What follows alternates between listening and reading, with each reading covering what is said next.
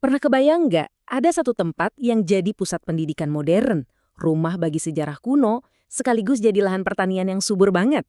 Nah, itulah Sleman, sebuah perpaduan yang unik dan menarik. Hari ini, kita bakal kupas tuntas gimana tiga dunia yang kelihatannya beda ini bisa menyatu dengan harmonis.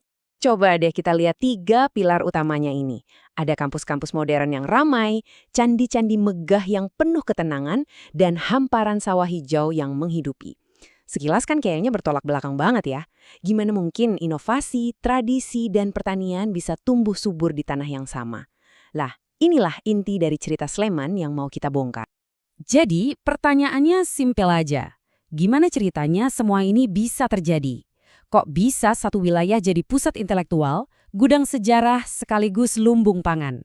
Ini dia teka-teki yang akan kita pecahkan bareng-bareng. Oke, yuk kita mulai dari awal. Untuk menemukan jawabannya, kita harus kembali ke dasarnya dulu, ke fondasi dari semuanya, yaitu tanahnya itu sendiri dan arti di balik nama Sleman. Dan ternyata petunjuk pertamanya itu ada di namanya sendiri. Sleman itu dari bahasa Jawa kuno yang artinya lembah yang subur. Ini bukan cuma nama loh, ini tuh kayak takdir geografisnya. Dari awal banget identitas wilayah ini udah tertulis di tanahnya. Sebuah tempat yang memang ditakdirkan untuk menumbuhkan kehidupan. Coba bayangin, sebuah daratan yang subur banget, anugerah alam yang diapit oleh dua sungai besar, Kode dan Progo. Nah, itulah Sleman. Tanahnya yang kaya nutrisi yang kita sebut dataran aluvial, jadi kanvas yang sempurna buat peradaban agraris. Ribuan tahun lalu, fondasi komunitas di sana ya pertanian.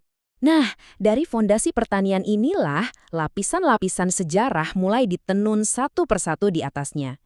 Yuk kita lihat gimana setiap zaman menambahkan benang baru ke dalam tenunan identitas Sleman yang kompleks ini.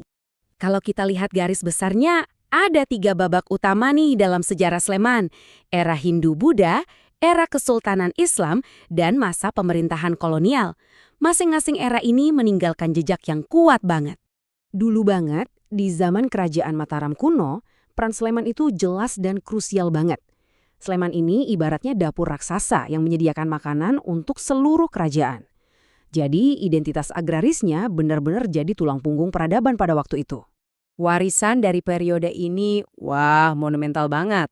Yang paling ikonik tentu saja Candi Prambanan, sebuah mahakarya arsitektur yang jadi bukti betapa majunya peradaban saat itu.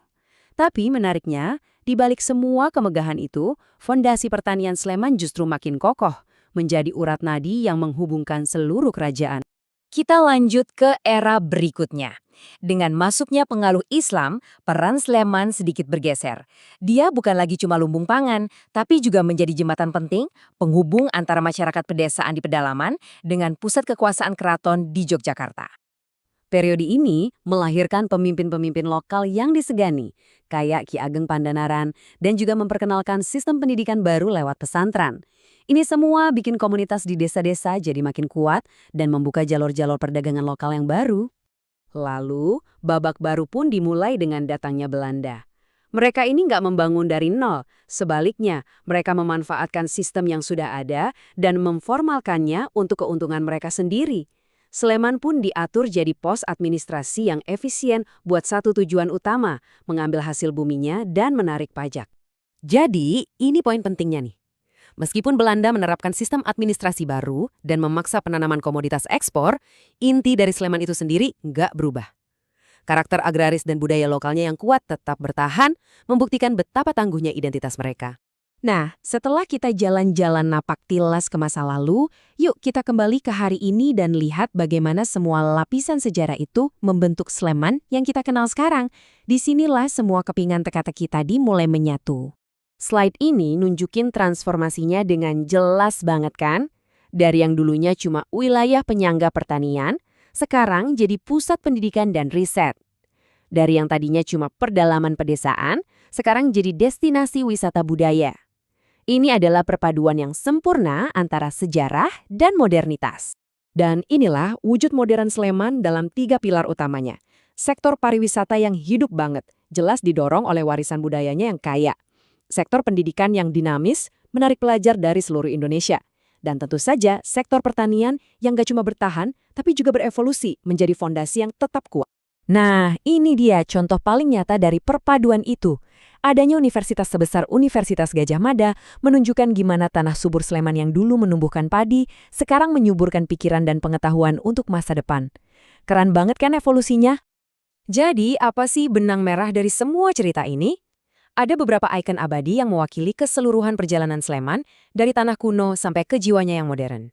Semua cerita ini bisa kita rangkum dalam satu pemandangan.